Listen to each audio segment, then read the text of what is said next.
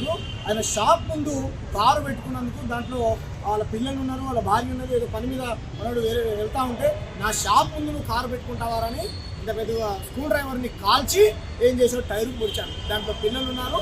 అది కాకుండా జిలేబీలు సమోసాలు చేసుకునేటువంటి వేడి వేడి నీళ్ళని తీయకపోతే కనుక నీ పిల్లల మీద బోస్తానికి ప్రయత్నం చేశాడు. దాంట్లో భాగంగా ఉప్పల్ పోలీస్ స్టేషన్ రావడం జరిగింది. అతని మీద కంప్లైంట్ ఇచ్చాం. కాబట్టి మార్వాడి, గుజరాతీ, రాజస్థానీలు చట్టాన్ని గౌరవించరు, తెలంగాణ అంటే రెస్పెక్ట్ ఉండదు, సాటి మనిషి పట్ల ప్రేమతో ఇటువంటి ప్రేమ అనురాగాలతో ఉండరు. కాబట్టి వీళ్ళ దుర్మార్గాలకు, దోపిడీకి వ్యతిరేక, వీళ్ళ ఆధిపత్యానికి, వీళ్ళ అహంకారానికి వ్యతిరేకంగా కొట్లాడాల్సిన అవసరం ఉన్నది.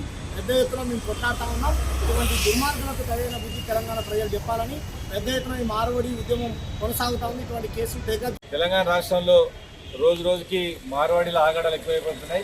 ఒకవైపున వ్యాపారం చేసుకుంటూనే రెండో వైపున తెలంగాణ ప్రజలపైన దౌర్జన్యం చేస్తూ ఉన్నారు. ఈరోజు సుధీర్ అనే ఓయూ స్కాలర్ రామంతపూర్ కాడ ఒక చిన్న సంఘటన జరిగింది.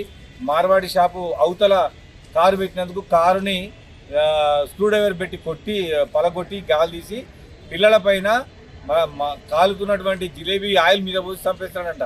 అందుకోసం ఈరోజు వాళ్ళ ఫ్యామిలీని తీసుకొని ఇక్కడ ఉప్పల్ పోలీస్ స్టేషన్లో కంప్లైంట్ చేయడం జరిగింది.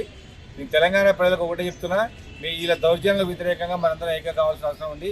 ఆంధ్ర వాళ్ళకన్నా ఎక్కువగా తెలంగాణ దోసుకుంటున్న వాళ్ళు దోసుకుందే కాక ఇప్పుడు తెలంగాణ వాళ్ళపైన దౌర్జన్యాలు చేస్తూ ఉన్నారు, కల్తీ వ్యాపారం చేస్తున్నారు, నకిలీ డూప్లికేట్ మొత్తం మారడాలు చేసేది.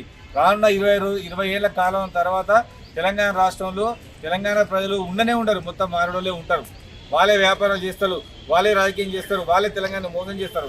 కాబట్టి ఏమైనా తెలంగాణ ప్రజలకు ఒకటే విజ్ఞప్తి, తెలంగాణ రాష్ట్రంలో వాళ్ళు ఎక్కడ కొత్త షాప్ పెట్టినా, వాళ్ళు ఎక్కడ బంగారం షాప్ పెట్టినా, వాళ్ళు ఎక్కడ దౌర్జన్యాలు పెట్టినా మేము వస్తాము. మన నాయకుడు షాము ఉన్నాడు. తప్పకుండా ఈ రాష్ట్రంలో ఎక్కడ వాళ్ళ అరాచకాలు చేసినా, ఎక్కడ కొత్త షాపులు పెట్టినా మాకు తెలియజేయమని మీకు తెలియజేస్తా ఉన్నా.